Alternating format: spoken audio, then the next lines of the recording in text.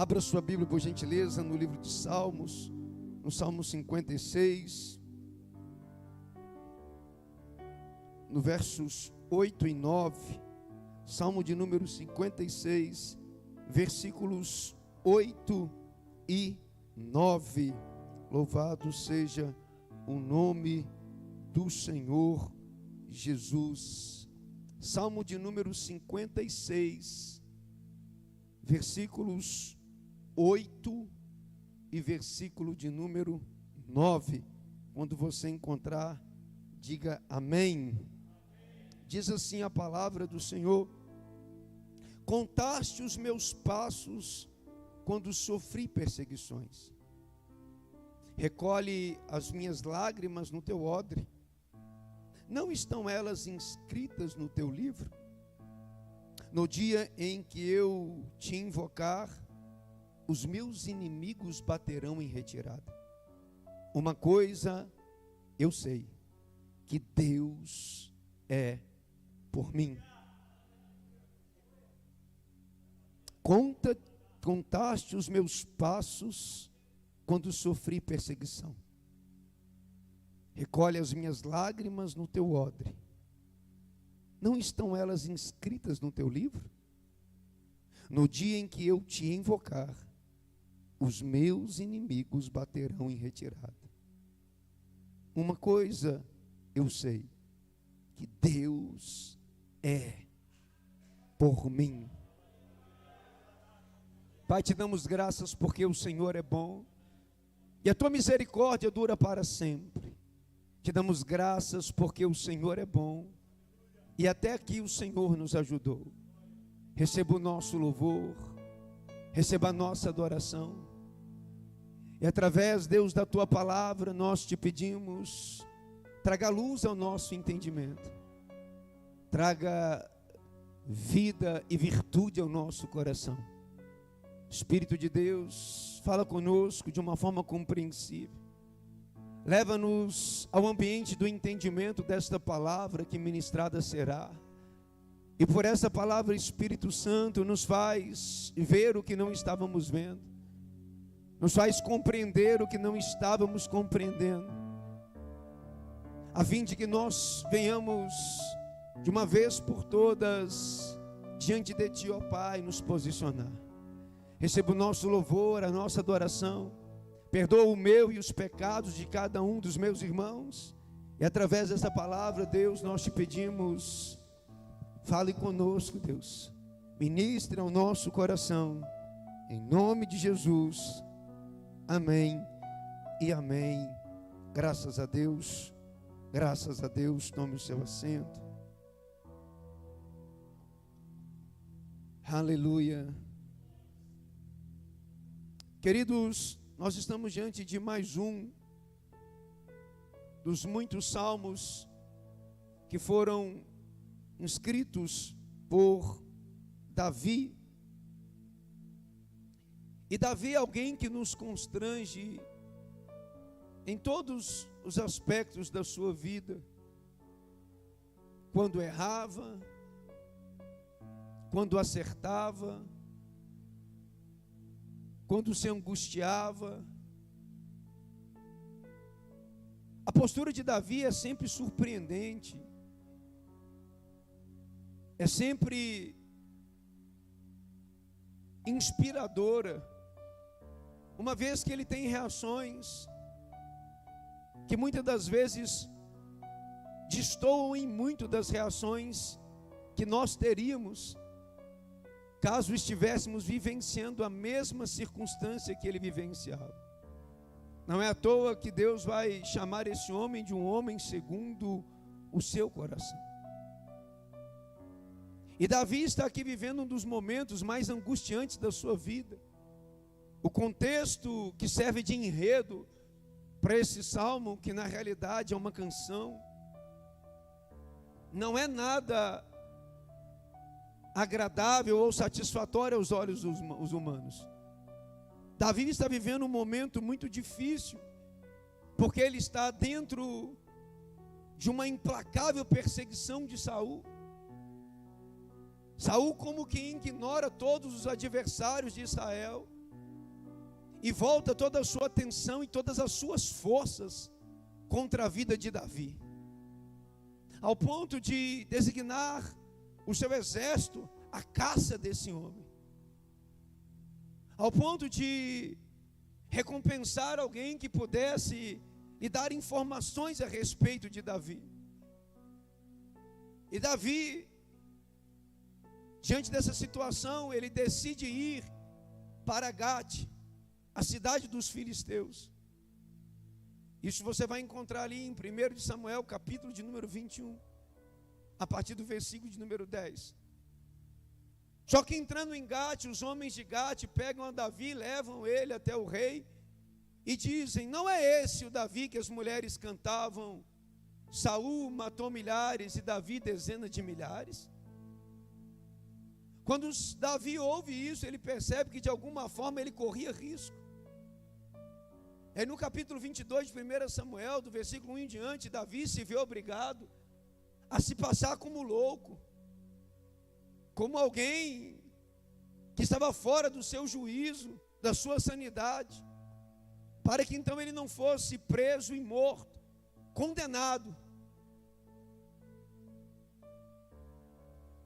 E quando ele é expulso de Gate, aí então ele vai para aquela que se tornou a mais famosa das cavernas, a caverna de Adulão, aonde junto de Davi se associaram homens amargurados de espírito, homens que de alguma forma não encontravam mais muito sentido ou muita satisfação em suas próprias vidas.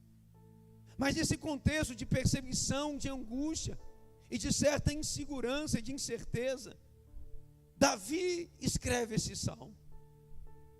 Davi usa esse contexto como inspiração para escrever o salmo que nós estamos debruçados sobre eles. Parece que Davi compreendeu lá atrás aquilo que só muitos anos à frente Paulo iria dizer aos Romanos no capítulo 8, que todas as coisas cooperam para o bem daqueles que amam a Deus e que foram chamados segundo o seu propósito. Davi está encontrando inspiração para adorar a Deus em meio às tribulações, para adorar a Deus em meio à angústia, para adorar a Deus em meio às incertezas que a vida pode nos proporcionar. Davi não está murmurando, Davi está se inspirando, Davi não está murmurando, Davi está adorando. E no meio dessa adoração, Davi ele faz 3 pedidos. Quantos pedidos? Quantos pedidos? Veja que nós estamos diante de um salmo relativamente pequeno, com apenas 13 versículos, e em 13 versículos Davi faz 3 pedidos a Deus. O primeiro pedido de Davi nesse salmo é que Deus o livrasse da morte, é que Deus poupasse a vida dele, é que Deus poupasse a alma dele, é que Deus não deixasse que os seus inimigos viessem de alguma forma prevalecer contra ele. O segundo pedido de Davi é que Deus livrasse ele dos tropeços, dos laços que estavam sendo preparados contra ele, das armadilhas que se colocavam diante dele. Mas o terceiro e o mais importante dos pedidos, que se encontra nos versos 12 e 13, Davi vai dizer para Deus: me livra, para que os meus lábios te louvem, para que os meus lábios te adorem, para que os meus lábios te exaltem, para que os meus lábios te glorifiquem, para que os meus lábios te bendigam, para que os meus lábios te celebrem. Perceba, queridos, que Davi faz 3 pedidos. Quantos pedidos? Quantos pedidos? E Deus não vê nenhum problema nessa multidão de pedidos, porque para Deus o problema não é o quanto você pede, mas é em virtude de que você está pedindo. Jesus não tem não tem problema com quem pede. Jesus não tem problema com os meus e os seus pedidos, com as minhas e as suas petições. Jesus tem problema com as minhas e as suas intenções.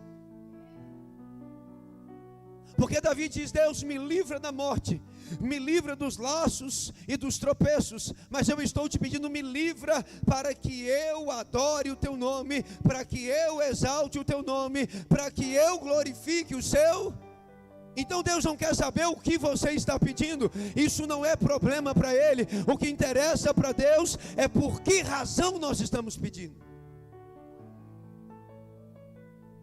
Caminha comigo um pouquinho mais no salmo seguinte, no salmo de número 66, no versículo 17, para você entender isso aqui essa noite. Assim diz o salmista: a Ele clamei com a boca, e com a língua exaltarei. Versículo 18 do Salmo 66. Se no meu coração eu tivesse contemplado a iniquidade, o Senhor não teria me ouvido. Veja o que o salmista está dizendo: que o Deus que se inclina às nossas orações é exatamente o mesmo Deus que esquadrinha os nossos corações. E ele está dizendo que se no coração dele, ele tivesse considerado, ponderado, cogitado a iniquidade, ou seja, pedir algo que não estivesse de acordo com a palavra de Deus, com a vontade de Deus, ele tinha consciência de que ele pediria, mas que Deus não o ouviria. Por isso o nosso problema não está em quanto pedimos, está em como estamos pedindo. O nosso problema não está em quanto pedimos, está na razão pela qual estamos pedindo. Por isso Tiago vai dizer no capítulo 4, no versículo 3, pedistes e não recebestes, porque pedistes mal, para guardar em vossos próprios deleites. Preste atenção nisso aqui, irmão. Atente para isso, irmã. Porque talvez você até seja um homem e uma mulher de oração, mas não basta que sejamos homens e mulheres de oração, é preciso que sejamos homens e mulheres de bom coração. Dá para você dizer isso para quem está ao seu lado? Mais do que ser uma pessoa de boa intenção, precisamos ser homens e mulheres de bom coração.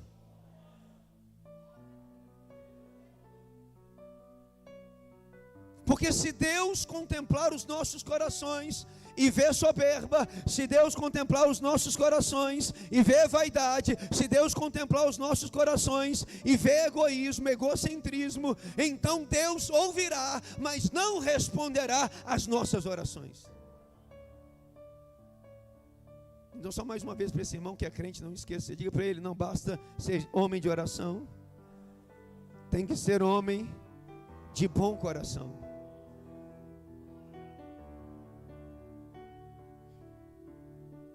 E dentro desse contexto onde Davi faz esses três pedidos, livra-me da morte, livra-me dos laços e livra-me para que eu te louve.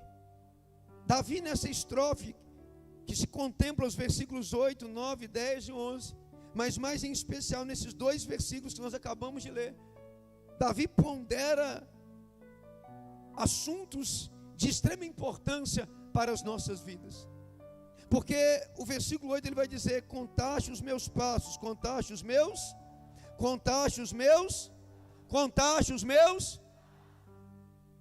Davi está dizendo que existe alguém de olho no meu e no seu caminhar, no meu e no seu proceder. Porque se alguém está contando os seus passos, alguém está contando os seus, ele está observando como você anda. Porque ninguém pode contar os passos de quem está parado. Então Deus, Ele está contemplando a minha conduta e a sua conduta, o meu caminhar e o seu caminhar, a minha postura e a sua postura, o meu testemunho e o seu testemunho, para quebrar de vez aquele argumento que o diabo nos deu, de que Deus conhece o nosso coração. Sim, irmão, Deus conhece o nosso coração, mas Ele também quer o nosso testemunho. Até porque Deus conhece o nosso coração. Deus conhece, mas as pessoas só conhecem o nosso testemunho. E você foi chamado para ter consciência limpa diante de Deus e diante dos homens, e não apenas diante de Deus. Deixa eu dizer uma coisa para você, irmãos. O que escandaliza o Evangelho não é a versão da Bíblia na hipergraça. O que escandaliza o Evangelho não é a versão que a doutrina teológica LGBT está propondo. Não é isso que escandaliza o Evangelho. Não me assusta a igreja contemporânea que se adequou ao mundo trazer uma nova versão, reprimindo alguns versículos. Isso não me assusta. E isso também não escandaliza o Evangelho. O que escandaliza o Evangelho não é uma nova versão da Bíblia. É a igreja que se diz de Cristo querer ter o seu próprio estilo de vida. Isso escandaliza o Evangelho.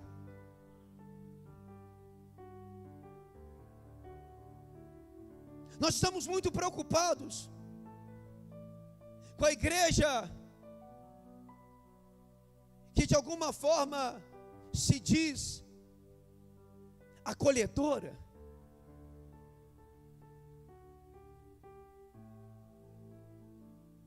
Inclusiva é o termo que eles gostam de usar. Somos a igreja inclusiva. E quem diz que o Evangelho não é? O Evangelho é inclusivo, ele não é permissivo. Quem diz que o Evangelho não é inclusivo, nunca leu a Bíblia. Jesus diz: vinde a mim todos.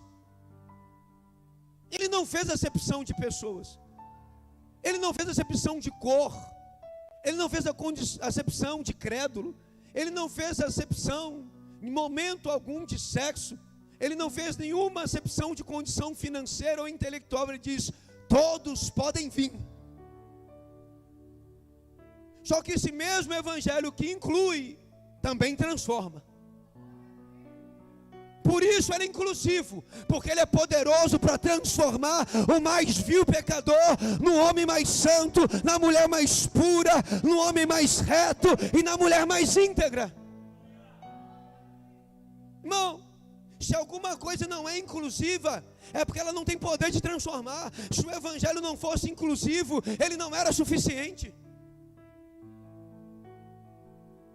O Evangelho quer o macumbeiro, o Evangelho quer o feiticeiro, o Evangelho quer a prostituta, o Evangelho quer a garota de programa, o Evangelho quer o traficante, o Evangelho quer o homicida, o Evangelho quer o ladrão, o Evangelho quer o corrupto, o Evangelho quer o menino, a menina, o homossexual, o heterossexual, o Evangelho quer todos, porque ele transforma tudo.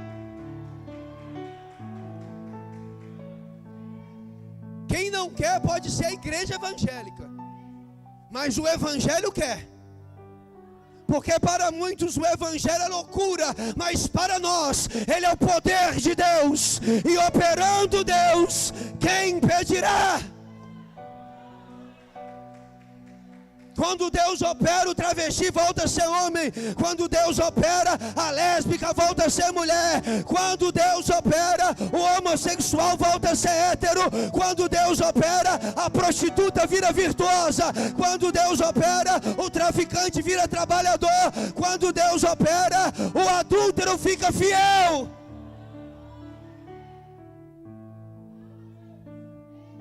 Por isso não convide ninguém para a igreja evangélica. Convide para o Evangelho, porque o Evangelho transforma, o Evangelho liberta, o Evangelho cura, o Evangelho transforma, regenera, santifica, aviva e prepara para morar no céu.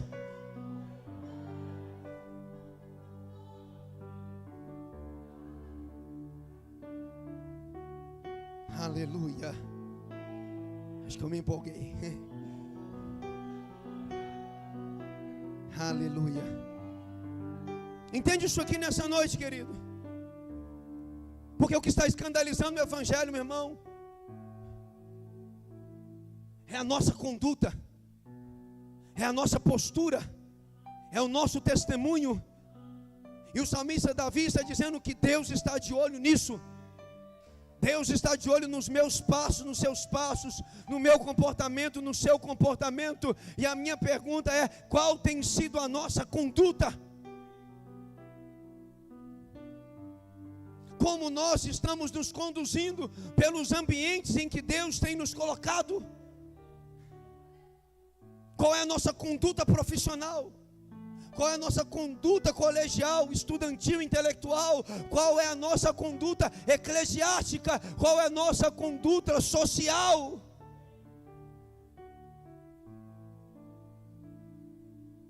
Olha o que Paulo diz a Timóteo.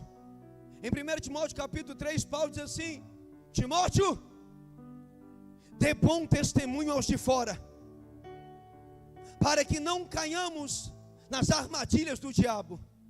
Dê bom testemunho aos de, porque aqui dentro é fácil, irmão. Aqui dentro é tranquilo. Aqui dentro é moleza. Basta estender as mãos e dizer a paz do Senhor, e você se passa por crente.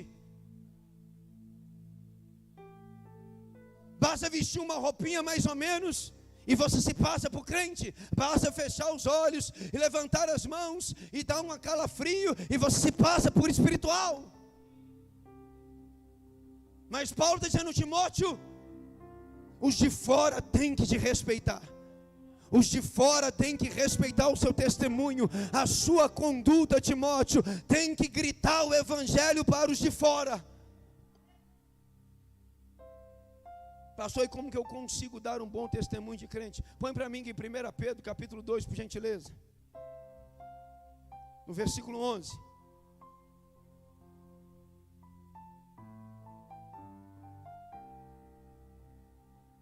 Como que nós damos um bom testemunho? Pedro vai ensinar: amados, peço-vos como a peregrinos e forasteiros. Para aí por um momento, volta lá. A primeira coisa que Pedro está dizendo, que o nosso bom testemunho, ele parte da nossa consciência de quem somos. Você nunca vai dar bom testemunho até se enxergar como um peregrino e como um forasteiro nessa terra. Enquanto você não entender que você não é daqui, só está aqui, você não vai rejeitar os princípios daqui.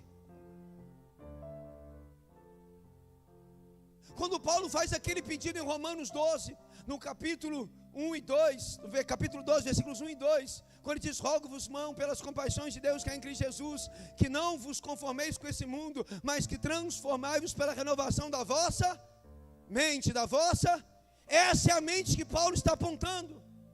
A mente de um povo peregrino, de um povo forasteiro, que está de passagem, e que por isso não se apega. A mente que Jonadab em Jeremias 35 imputou sobre os recabitas, dizendo: não bebam vinho, não plantem vinha, não construam casas e nem tenham lavouras, sejam nômades, porque a qualquer momento vocês vão voltar para onde vocês vieram. Então a primeira coisa que nós temos que entender, irmãos, é quem somos. Porque você vai se comportar, Provérbios 23, 7, assim como o homem se vê, assim ele é. Você se comporta alinhado com a forma com que você se enxerga. Então, se você não é peregrino e nem forasteiro, você vai se tornar mundano. Pode passar. Aí ele diz: quem é peregrino e forasteiro, ele vai fazer o quê? Se abster, ele vai das concupiscências carnais, das concupiscências, ou seja, dos prazeres dessa vida. Ele não vai deixar ser seduzido por aquilo que a sua carne deseja. Os prazeres da carne que militam contra a vontade do Espírito não vão governar suas atitudes, não vão governar suas ações. Por isso Paulo diz em Gálatas 5,16: andai em espírito e não cumprireis a vontade da carne. Essa vontade que Pedro está dizendo, abstenha-se dela, renuncia a ela, e preste atenção, ela não vai deixar de existir, é você que vai deixar de praticar. Ela vai estar sempre dentro de mim, sempre dentro de você. Só que Pedro está dizendo, quando ela vier, quando ela combater contra a sua alma, você precisa renunciar a esse prazer. Quando ela vier querendo corromper o seu caráter, você tem que dizer não para si mesmo. Ah, mas tem dia, pastor, que dá vontade, irmão. Não é tem dia, não é todo dia. Deixa de ser hipócrita, não é tem dia, não, é todo dia. Tem dia que fica mais forte. Mas é todo dia que a carne tem vontade de pecar. Assim como o Espírito todos os dias te acorda para se santificar, a carne todo dia te levanta para pecar. E como que nós vamos dar bom testemunho se não amarrarmos a nossa carne?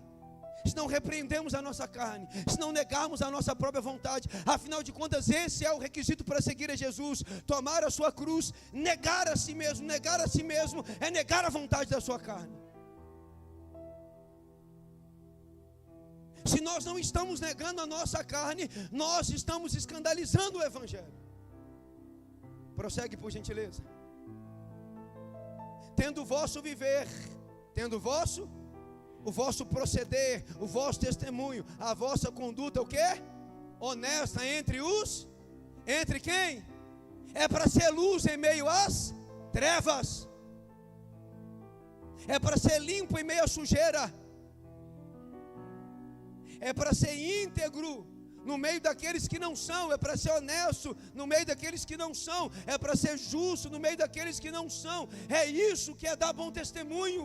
É estar no meio dos iguais e se propor a ser diferente. Não é se adaptar ao mundo, é mostrar para o mundo que existe um outro padrão através da sua vida. É mostrar para os seus amigos, para as suas amigas, para os seus vizinhos, para as suas vizinhas, para as nossas famílias, que existe um jeito diferente de se viver, e esse jeito é o jeito que Deus quer.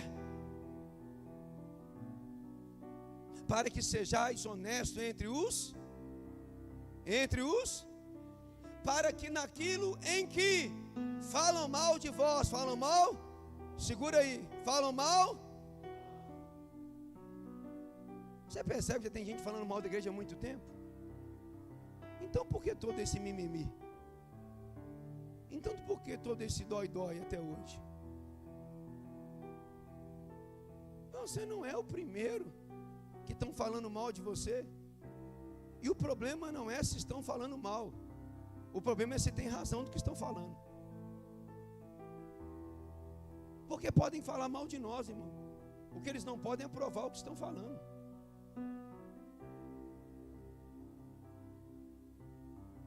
Podem falar. Costumam dizer por aí que todo pastor é ladrão. Eu quero que algum tenha condição de provar que eu roubei.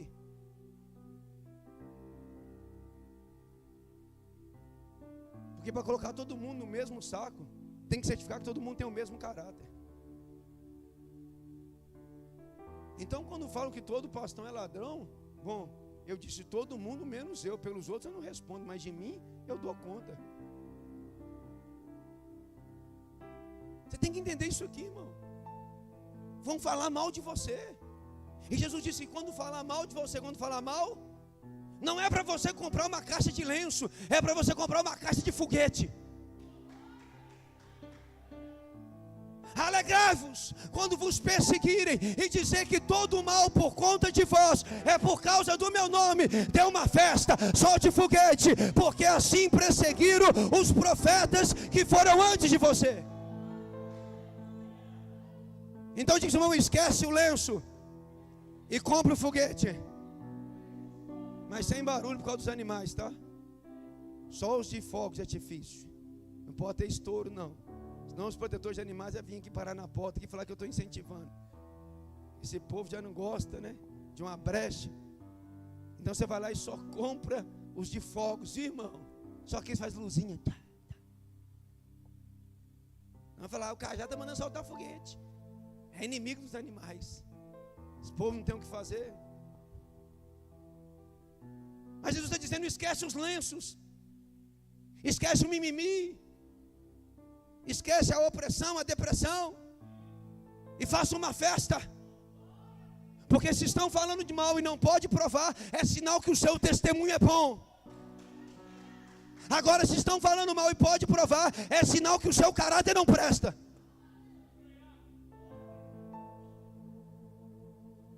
Aqui é a manteiga dos dois lados do pão, irmão, fica tranquilo. Prossegue. Tem mais aí? Tem, né? Falando mal de vós como de malfeitores, glorifiquem a Deus no dia da visita.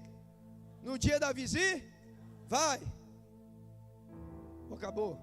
Pelas boas obras quem em vós, observe quem em vós.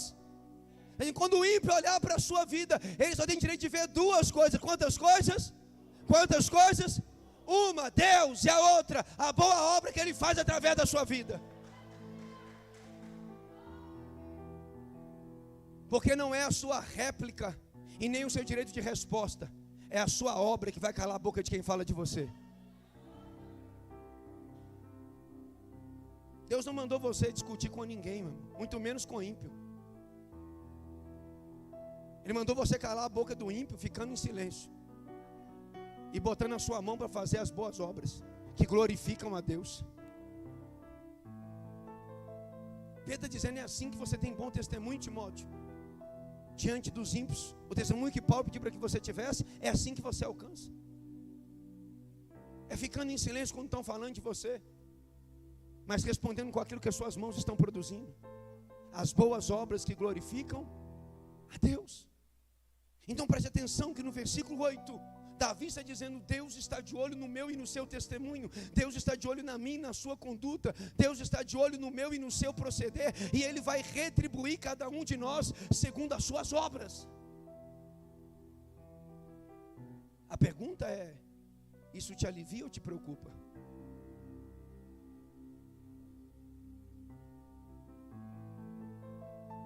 Irmão, eu não sei onde você trabalha, e espero que não seja você, mas você sabe que onde você trabalha tem sempre alguém que não vale o salário que ganha. Espero que não seja você. Aquele camarada que só chega lá e bate cartão, ele roda a área inteira e não resolve nada em lugar nenhum. Não olhe para o lado, ele não está aqui, porque se ele tiver, ele não é crente. Não tem gente assim nas empresas, irmão? Será que o patrão não está vendo esse menino? Não. Pelo amor de Deus, o que vai mandar essa pessoa embora? Anda para um lado, anda para o outro. Mexer, ela se mexe muito, mas não produz. Só que no dia do pagamento dela está lá igual o seu. Aí dá mais raiva ainda. Não é assim, irmão? Só que com Deus não. Na sua empresa, o fato da pessoa ir e bater cartão e sair no horário, se ninguém vem não mandar ela embora, ela vai receber todo mês, sim ou não? E se ela não faltar, vai receber integral, sim ou não? Mas com Deus não. Deus não está vendo quantas vezes você vem, Deus está vendo o quanto você faz. Porque Ele não vai pagar você pela sua presença, Ele vai retribuir você pela sua eficiência.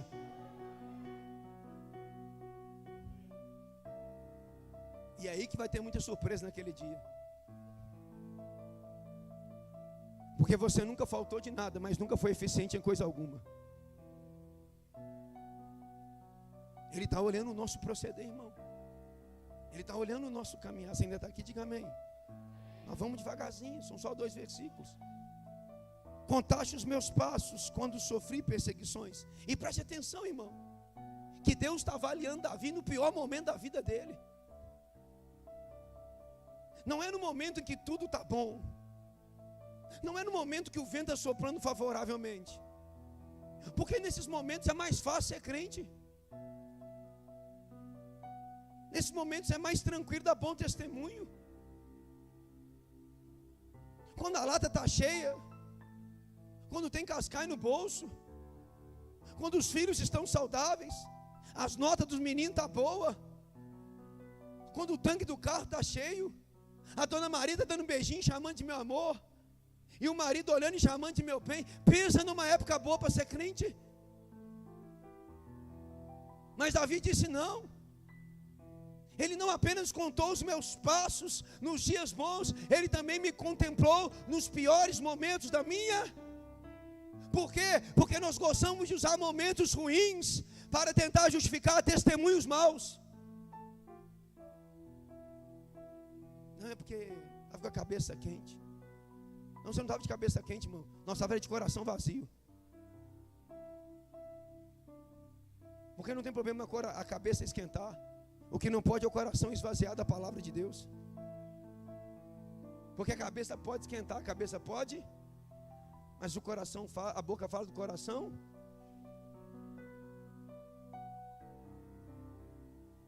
Então o problema não é quando a cabeça esquenta, é quando o coração se esvazia. Se tiver de cabeça quente, coração vazio, você manda as pessoas para aquele lugar. Agora, se tiver de cabeça quente, coração cheio, você diz: ai, filisteu. Até o seu xingar é bíblico.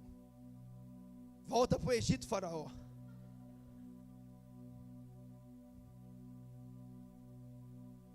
Porque o coração está cheio.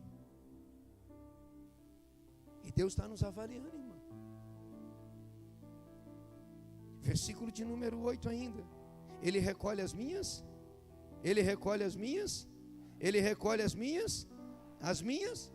Irmão, quem aqui já guardou lágrima? Alguém aqui já guardou lágrima? Pegou lá um vidrinho? Já fez isso? Sim ou não? Sim ou não?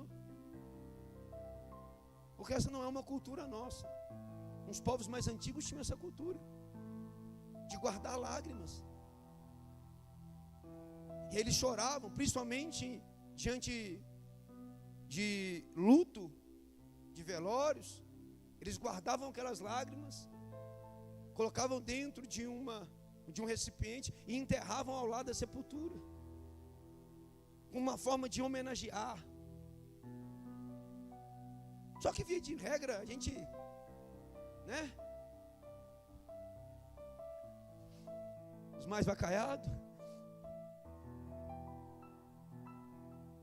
E tem máquina que não dá nem para guardar, né, irmão? Que ela mistura com outras coisas, né?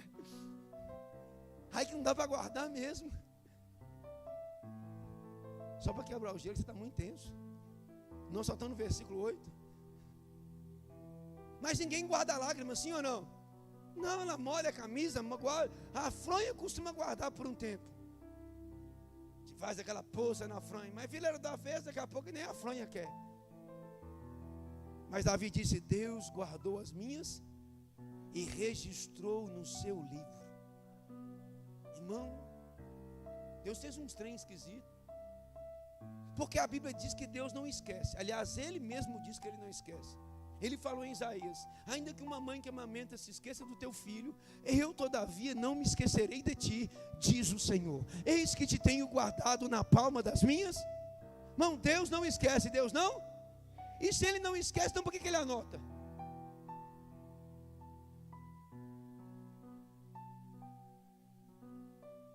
Deve ser para que você que é metido a não esquecer começasse a anotar. Porque tem coisas que Deus já falou com você lá atrás, que se você não tivesse esquecido, sua vida já seria diferente aqui na frente.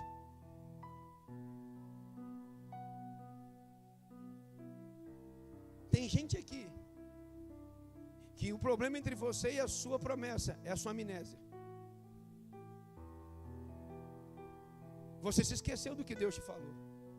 Você esqueceu do que Deus te pediu. Você se esqueceu da ordem, do comando que Deus te deu. E você está orando: Deus, e a promessa? E Deus está dizendo: e a ordem que eu te dei? Você está dizendo: Deus, e a porta? E Deus está dizendo: e a postura que você não toma? Tem pessoas no nosso meio que o seu problema, meu irmão, não é o diabo, é a sua memória. Você se esqueceu do que Deus te disse. Por isso, quando Josué foi dividir a terra, em Josué capítulo 14, a primeira coisa que Caleb combateu em Josué foi a amnésia. Porque Josué pegou a terra e já ia sortear. Josué de Caleb disse: espera aí, você não pode sortear sem primeiro tirar a minha parte, porque é da palavra que você se esqueceu. Eu me lembrei, Deus falou para mim em Cádiz Barneia há 45 anos e eu não me esqueci. Se dependesse de Josué, a terra seria sorteada para qualquer um. Mas Caleb disse: só pode dar para eles depois de entregar o que Deus prometeu para mim, porque eu não esqueci. Então talvez seja dias, meu irmão, de nós voltarmos a trazer à nossa memória aquilo que nos traz a esperança, as promessas que Deus nos fez e que a gente esqueceu. Eu não sei você, irmão, mas eu tenho por hábito, quando eu recebo algo que eu percebo que é de Deus, eu anoto. Se você for na minha sala de oração, eu tenho uma folha com as promessas que Deus liberou sobre a minha vida. Eu sei todas que já se cumpriu, e eu tenho ciência de todas que estão por se cumprir. Por isso eu não me desespero quando eu olho para as promessas que Ele me fez.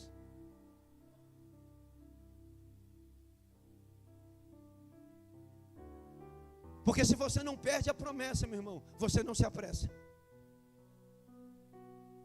Só se apressa quem perde a visão da promessa. Porque você se esqueceu de quem prometeu. Deus, Ele anota, Deus, Ele, as suas lágrimas, as suas. Então diz, irmão, Deus se importa até com o que você ignora.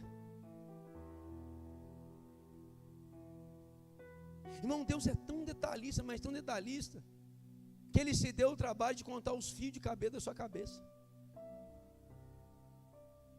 Já parou para pensar na riqueza de detalhes que Deus trabalha? O que Davi está dizendo é, Deus está olhando o seu testemunho, mas é nos detalhes, nos mínimos. Deus não está passando um pano na minha vida e na sua vida, não, irmão. É por isso que em Gênesis capítulo 6 ele diz, Noé, faz a arca, mas tampa as brechas. Porque se não tampar as brechas, até a arca afunda. E tem gente que está com o casamento afundando por causa de brecha. Tem gente que está com a vida espiritual afundando é por causa de brecha. Não é por causa de buraco, não, é brecha, irmão. Comece a se atentar para os detalhes, para os... Esses dias uma irmã aqui da igreja me disse, pastor, eu tive um sonho. E ela me contou o sonho.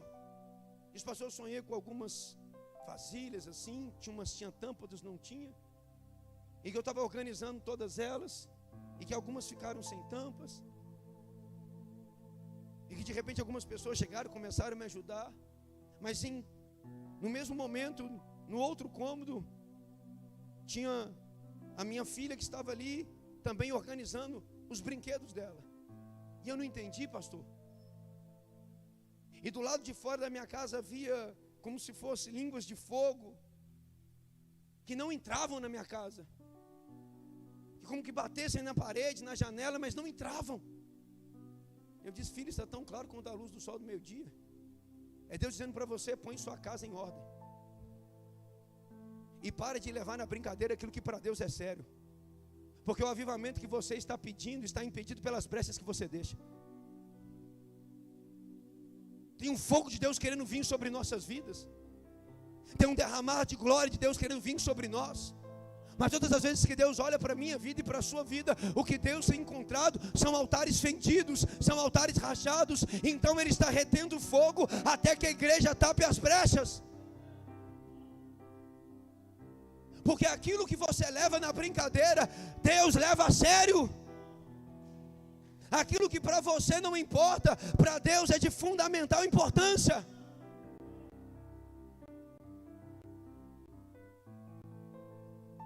Irmão, tem coisas que nós estamos tolerando que Deus não tolera. Tem coisas que nós estamos aceitando que Deus não aceita.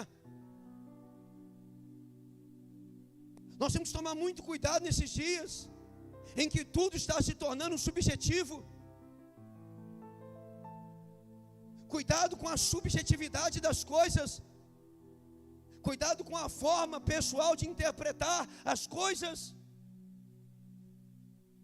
Isso tem levado a igreja a uma subjetividade maligna, aonde nós não estamos mais conseguindo discernir entre o certo e o errado, entre o santo e o profano, entre a luz e as trevas.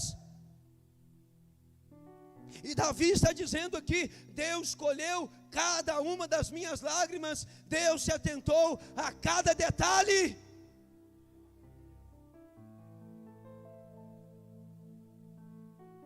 Deus é um Deus detalhista, irmão.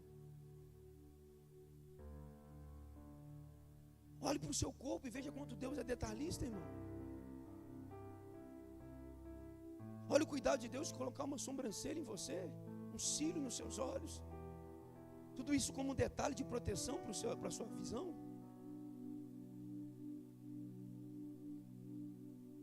Olha o cuidado de Deus de colocar pelos na sua narina para filtrar o ar que você respira. Deus é muito cuidadoso nos seus detalhes. Deus é meticuloso na sua forma de agir. Por isso, quando Deus manda o homem fazer alguma coisa, Ele não apenas diz o que tem que ser feito, mas Ele dá as medidas que Ele quer que seja feita. Faça uma arca, não é? Nessas medidas. Faz um tabernáculo, Moisés, desse jeito. Constrói um templo, Salomão, nesses moldes. Não é apenas fazer, mas eu quero que faça do meu jeito, nas minhas medidas, nos meus padrões. Pare de brincar com aquilo que Deus leva a sério.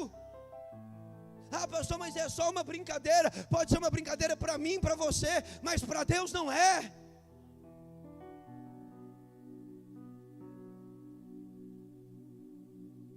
E Ele contou todas as minhas lágrimas e as registrou no seu livro. Versículo de número 9. No dia em que eu te invocar, no dia que eu, os meus inimigos baterão em, só as mulheres nos dias que eu, as irmãs nos dias que eu, os meus inimigos. Com essa força de vontade, você vai ficar com seus inimigos o resto da vida. Os irmãos, para ensinar essas mulheres como que espanta o inimigo. No dia que eu, misericórdia. Só os irmãos. Se você tem dúvida de quem você é, aí depois eu faço a terceira chamada. Só os irmãos. No dia que eu, os meus inimigos,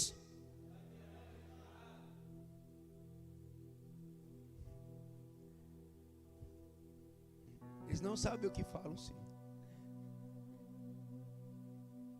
Olha aqui o salmista Davi está dizendo que tem algumas coisas na minha vida e na sua vida que não vão acontecer por uma intervenção divina até que haja uma atitude da nossa parte.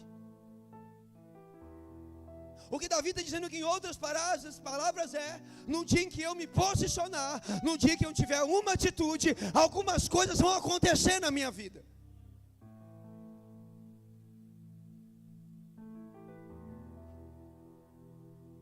Eu vou apertar. Você está muito sonolento hoje. Esfriou, você se agasalhou demais. E ficou aí. Uma ovelhinha na lã. Irmão, a gente é romântico demais. E é bom a gente abandonar esse romantismo evangélico. A gente até fica querendo. A verdade é essa. Motivar alguns irmãos. A gente fala de ativar, mas a gente quer motivar mesmo. Para ver se essa enconha pega no tranco. Para ver se esse carro a álcool de uma vez por todas esquenta. Aí a gente fica falando sobre vocação. Sobre chamado. Não é assim? Que Deus tem um plano na sua vida.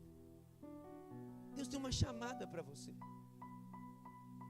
Irmão, eu sei que isso é verdade, irmão.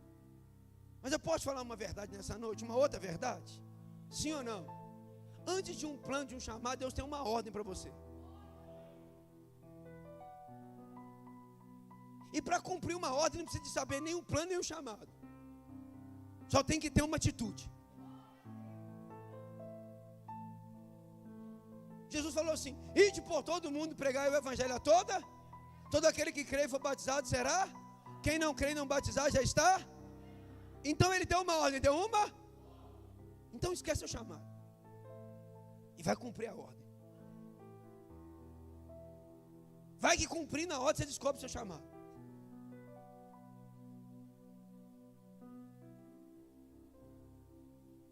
quando Jesus mandou os 70 discípulos,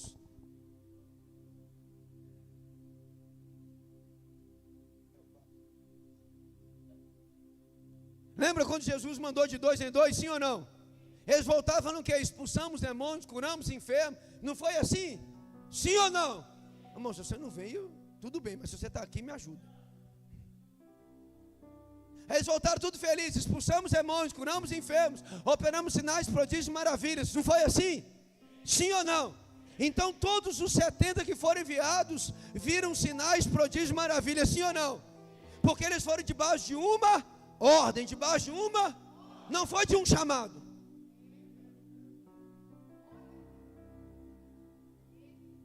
Não foi debaixo de uma vocação.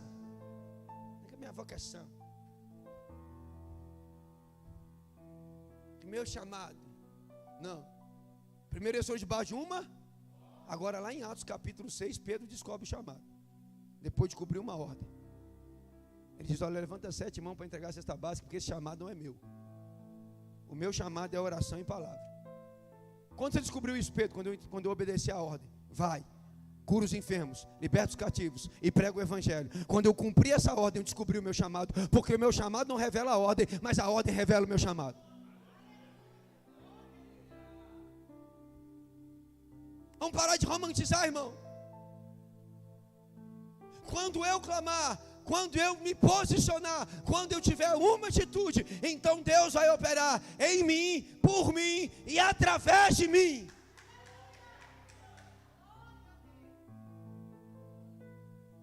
Deus está esperando um posicionamento nosso, irmão. Uma postura nossa, uma tomada de decisão da nossa parte.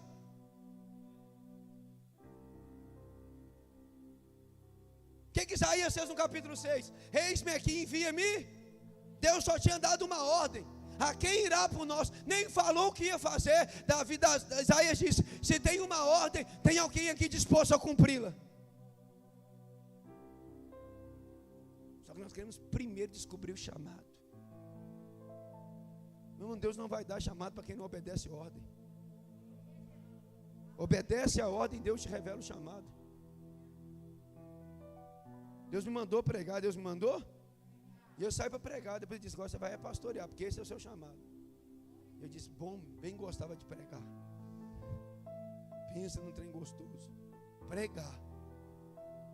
Pensa num trem difícil. Pastorear.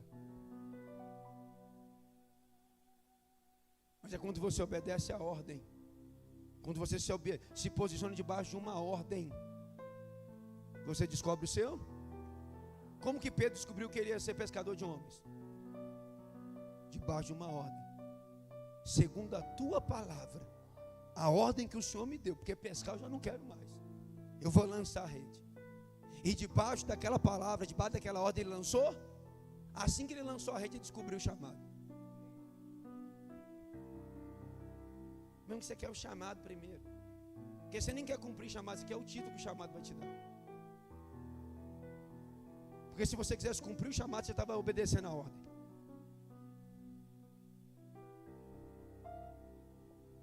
É só 2 versículos. Nós vamos continuar. E os meus inimigos baterão em ré. Está vendo que o inimigo também está esperando você tomar uma decisão? Enquanto esse crente for meia boca, eu vou ficar aqui atormentando o casamento dele mesmo. Enquanto essa esposa for meia boca, eu vou atormentar o marido dela. Enquanto esse marido for esse Zé Ruela, eu vou acabar com o casamento dele. Enquanto esses pais for frouxo, eu vou destruir os filhos dele. Enquanto essa família for porta larga, eu vou acabar com a paz dela. Mas no dia que eles se posicionarem, eu pego a minha mala e eu mudo dessa casa. Tipo, você não sabe por que o diabo não muda de casa? Porque você deu o sofá da sala. Ele está bem no sofá da sua sala lá, ó. Deitadão, folgadão, com o controle da TV na mão. Agora se posiciona para você ver se ele não sai de lá. Não é isso que Tiago diz? Sujeitava-os, pois, a Deus, resistia ao diabo e ele não tem escolha, ele tem que fugir. Então não é o diabo que está te atormentando, é você que não está se posicionando. Ele olha para você, irmão, tudo seu é meia boca. é meia oração. É por isso que você é meio crente. É meia dedicação, é meio comprometimento. Só a bênção que você quer por inteiro. Quando eu invocar o Senhor, quando eu me posicionar, quando eu tomar partido, quando eu decidir ser crente de verdade, então até o diabo vai reconhecer e vai sair da minha vida, vai sair da minha casa, vai sair da minha família, vai abandonar o marido, vai abandonar a esposa, vai abandonar os filhos, vai sumir. Porque ele entendeu que eu e a minha casa serviremos ao Senhor. Aleluia!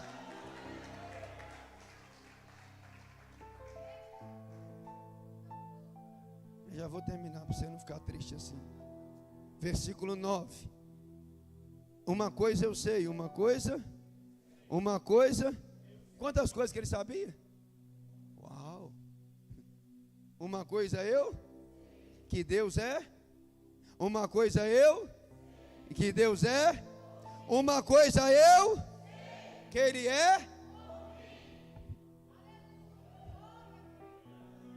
O problema é que você quer saber teologia, angelologia, demonologia. Você quer saber tudo, irmão? Predestinação. Davi falou assim: eu só sei uma. Eu não sei nome de anjo. Eu não sei nome de arcanjo. Eu não sei como se chama o serafim, o querubim. Não sei o nome de nenhum dos 24 anciãos. Não sei o nome dos seres viventes que têm os seus corpos cobertos de olhos debaixo das suas asas. Eu não sei de nada. Mas tem uma coisa que eu sei. E isso faz toda a diferença. Eu sei que Ele é. Eu sei que Ele é. Eu sei que Ele é.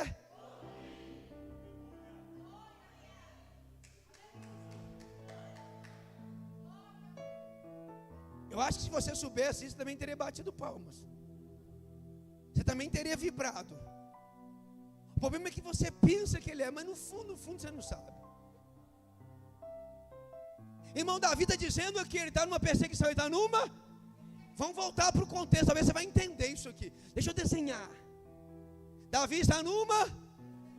Ele é o rato e tem o gato atrás dele. Ele é o gato e tem um cachorro atrás dele. Ele é a lebre e tem um leão atrás dele, entendeu? Entendeu? Ele não sabe se vai sair vivo. Ele não sabe se os filisteus vão matá-lo ou vão aceitá-lo. Ele não sabe se Saul tem um plano ou se Saul desistiu. Ele não sabe de nada. Ele não sabe quem está a favor dele e sabe alguns que estão contra. Ele não tem domínio da situação, mas ele diz: no meio desse contexto de caos, de incerteza, de dúvida, de angústia, de medo, de receio, eu tenho uma coisa na minha cabeça: eu sei que Deus é por mim.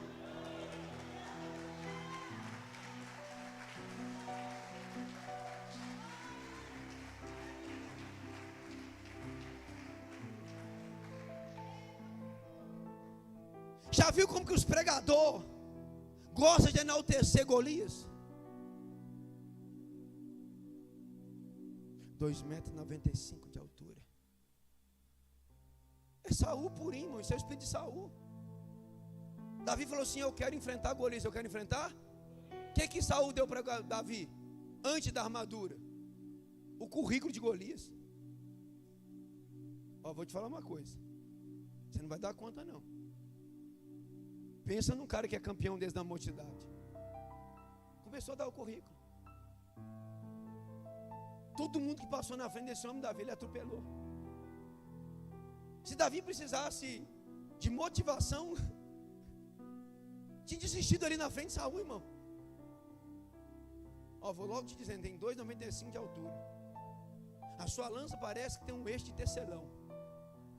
O seu escudo parece uma muralha.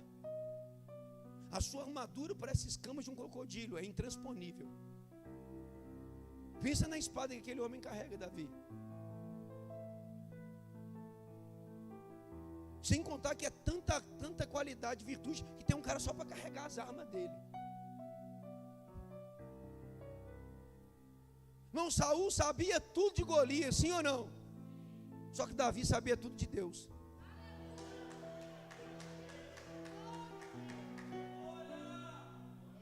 Esse que é o seu problema. Você sabe tudo do capeta. Você sabe até nome de diabo.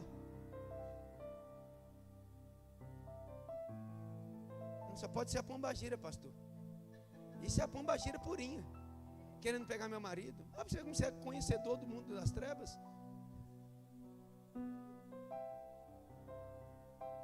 Irmão, eu vou te falar uma coisa. Eu posso falar? Hoje é dia de Santa? Então pare de preocupar com a obra que fizeram na encruzilhada. E se lembra da obra que foi feita na cruz.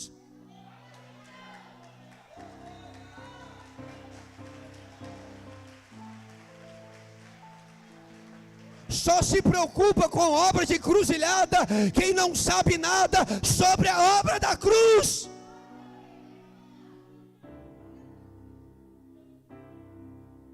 Anote isso aí que é nova. Não, que Golias. Diga para esse incircunciso que ele afrontou o exército do Deus vivo. A Davi começando a dar o currículo de Deus, o Deus vivo. A primeira coisa que eu quero que você saiba é que meu Deus, Saul, que eu não sei quem é o seu, que o meu é vivo. Ainda que o seu morreu, o meu está vivo. A segunda coisa que eu quero que você saiba do meu Deus, Saul, é que ele é o Deus do livramento. Ele já me livrou do urso e já me livrou do leão. E também vai me livrar do gigante. A terceira coisa que eu quero que você saiba do meu Deus, que ele é Deus de guerra. Ele me fez vencer o urso, ele me fez vencer o leão e vai me fazer vencer o gigante.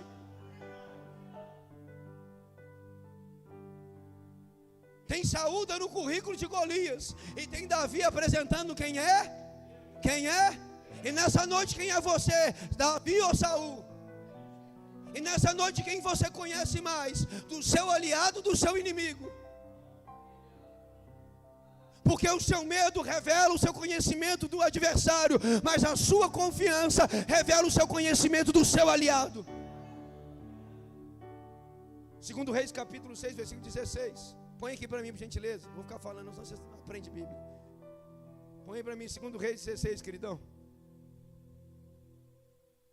No ano 17 de Peca, filho de Remalias, 16:6 em diante.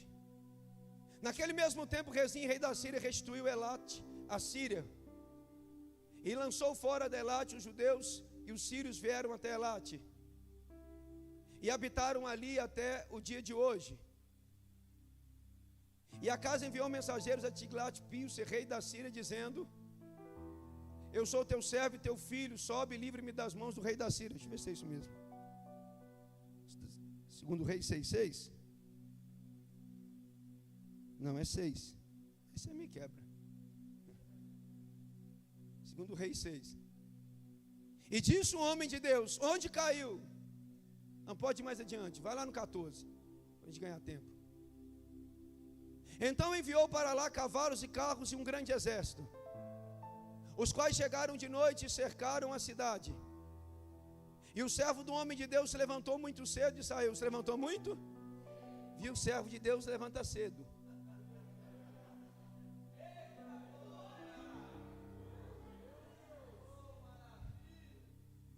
Pai. E eis que um exército tinha cercado a cidade com carros e cavalos, com cavalos e carros. Então o seu servo lhe disse: ai, meu senhor, ai, que faremos? Para aí. Ele viu cavalos e carros, e desesperou. Ele viu o tamanho do inimigo, o tamanho do problema, o tamanho da adversidade. Vai, prossegue. E ele lhe disse, quem está dizendo aqui? Eliseu dizendo para o seu moço: não temas, não, porque mais são os que estão conosco do que aqueles que estão com eles. Vai. E orou Eliseu e disse: Senhor, peço que abra os olhos para que... O que Eliseu está dizendo? Esse menino só vê o inimigo, ele não enxerga o aliado, ele só vê diabo, ele não vê Deus. Eliseu não pediu um milagre, que Deus abatesse os inimigos. O milagre que Deus pediu, Eliseu pediu para Deus abre os olhos dele, Deus, para que ele te veja e reconheça que maior que os nossos problemas é o Deus da nossa solução.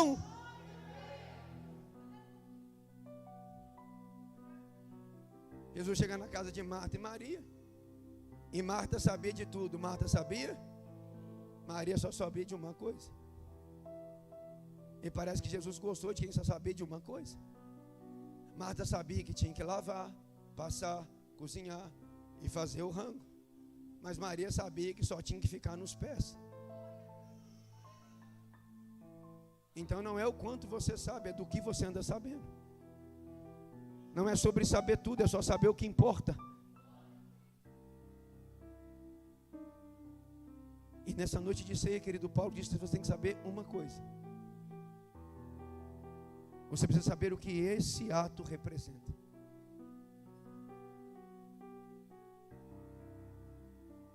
Porque agora nós estamos caminhando para participar da mesa do Senhor.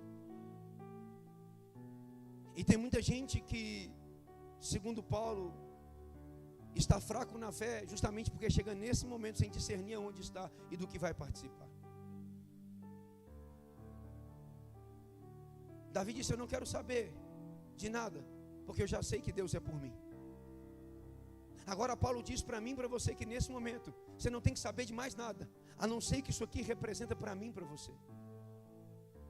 Então eu queria te convidar para irmos lá em 1 Coríntios capítulo 11, no versículo 23.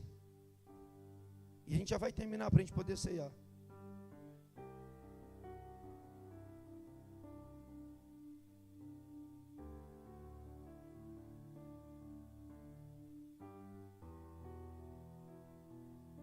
Achou aí? 1 Coríntios capítulo 11, versículo 23. Porque o que eu recebi do Senhor, também vos entreguei. A primeira coisa que nós temos que saber a respeito da ceia é que ela não é uma vontade do pastor, ela é um mandamento de Deus. Nós não ceiamos porque a gente acha bonito ceiar. Gostar a gente até gosta, mas não é porque a gente acha bonito, é porque a ceia é um mandamento. E se é um mandamento, entenda uma coisa: você que já passou pelas águas, já confessou a Cristo, passou pelas águas, você não tem opção, você tem que ceiar. Porque não ceiar já é um pecado. Você está obrigado a ceiar se você já confessou a vida, entregou a vida a Cristo, confessou a sua fé nele. Porque a ceia é um mandamento para aqueles que creem.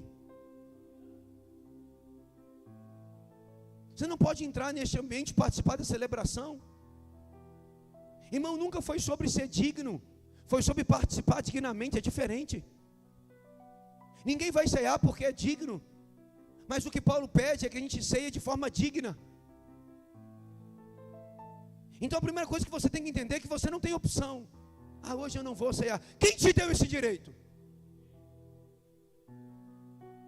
Aonde você encontrou essa opção? Que tradução que Deus te deu a autonomia de escolher se você vai ou não ceiar? É um mandamento. Pastor, mas nada, irmão. Não tem desculpa. Paulo disse: isso veio do Senhor para a sua igreja. Isso não é ensinamento de homens. Isso não tem a ver com regimento interno de denominação. Nós até fazemos aqui as nossas conferências, fazemos as nossas Fire Weeks, fazemos os nossos congressos, mas ceia não. Ceia é mandamento de Deus. Não cabe interpretação, não cabe subjetividade. Se você levantou as suas mãos, confessou a Cristo como seu único e suficiente Senhor e Salvador, e passou pelas águas, você está obrigado a ceiar. Pastor, mas eu estou em pecado. Então sai do pecado. Então é a primeira coisa que nós temos que saber sobre a ceia, irmão. Você não tem opção de ceiar. Você está convocado a sentar à mesa. É mais ou menos aquilo que Samuel falou na casa de Jessé. Enquanto Davi não sentar à mesa, ninguém come. Porque se ele é filho, o lugar do filho é na mesa do pai.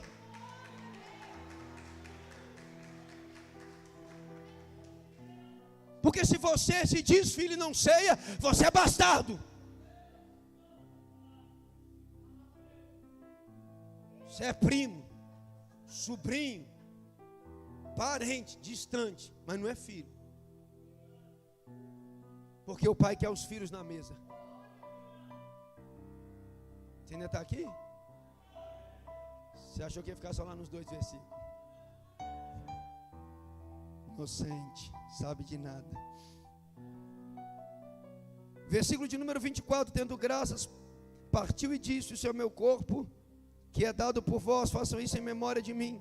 Do mesmo modo, depois da ceia, pegou também o cálice, dizendo: esse é o cálice da nova aliança no meu sangue. Façam isso todas as vezes que beberes em memória de mim. A segunda coisa que você tem que entender, que a ceia é um memorial da fé que aponta para Cristo. Então não ouse tocar no corpo e beber do cálice, se a sua fé não te reporta em gratidão ao que Cristo fez na cruz. A ceia não é apenas um ato religioso, é um ato de ação de graças de quem consegue se reportar à cruz e ver o preço que foi pago por Jesus para nos arrancar de onde nós estávamos.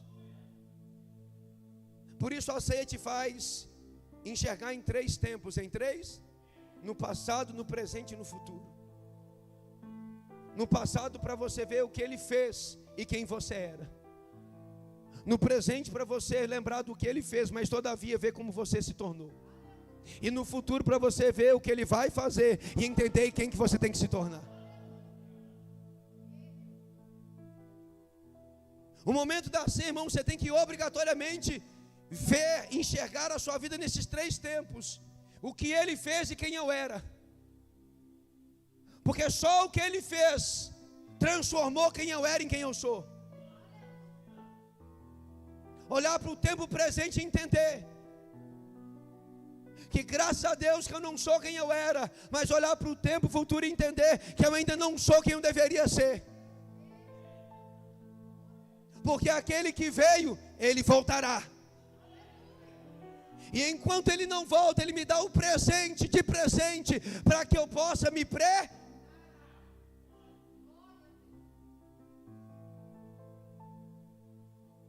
Já estou caminhando. Versículo 27. Por isso aquele que comer ou beber o cálice do Senhor indignamente será réu do corpo, do sangue do Senhor. Que cada um examine a si mesmo e coma do pão e beba. Versículo 29. Porque aquele que come e bebe sem discernir é saber. Não é o que o salmista Davi diz lá no Salmo, no versículo 9? Uma coisa eu sei, Ele é por mim. O que você tem que saber aqui agora, irmão, é que também isso é por ti. Foi por minha causa, foi por nossa causa, mas também foi por nossa culpa. Nós temos que discernir a ceia, o corpo e o sangue. Foi por nossa causa, foi por nossa, mas também foi por nossa culpa. Não foi só por nossa causa. Discerna isso, também foi por nossa culpa. Mas discerna mais uma verdade, eu termino aqui. E talvez o que eu te diga nessa noite escandalize. Mas a ceia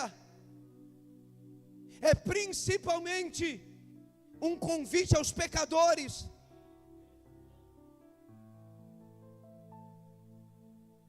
A ceia não é um convite aos santos, porque os santos já estão esperando por ela. Os santos já estão aguardando por ela. Os santos já estão ansiando por ela. A ceia é principalmente um convite de Deus ao pecador, dizendo: se arrependa, discirna o que aconteceu naquela cruz, discirna o que eu fiz por amor a ti, se arrependa e volte para a minha presença, sente na minha mesa e coma do meu corpo, beba do meu cálice e faça comigo uma aliança.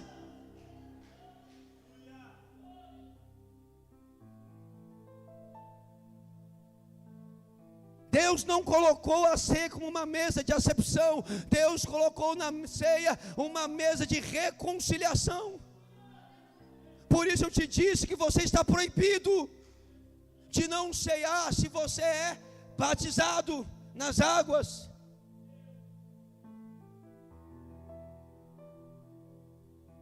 Não interessa o que você cometeu, irmão. Se você confessar, Ele é fiel e justo para te perdoar e te livrar de toda injustiça. Sabe o que Deus está fazendo aqui na ceia, irmão? Provocando a gente a reassumir um compromisso com Ele e a ter uma vida de santidade, que volta lá no versículo 8, que dá até bom testemunho dos santos em meio a gentios. Porque mês que vem Ele volta de novo e diz: e aí? Como foram os seus passos? Vamos assentar na mesa mais uma vez?